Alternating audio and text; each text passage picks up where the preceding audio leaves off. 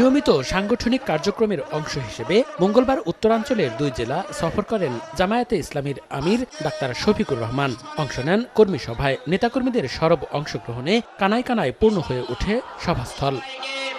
এদিন সকালে গাইবান্ধায় দীর্ঘ 22 বছর পর কর্মী সমাবেশের আয়োজন করে জামায়াত।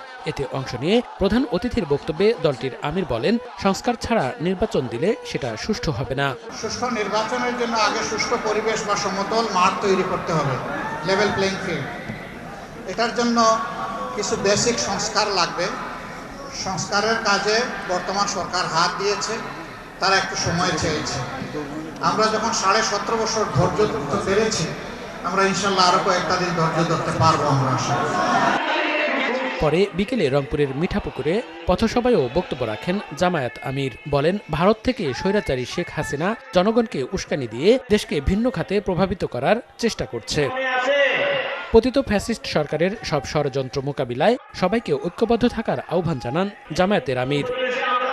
মনিরুজ্জামান প্রান্ত, সময় সংবাদ।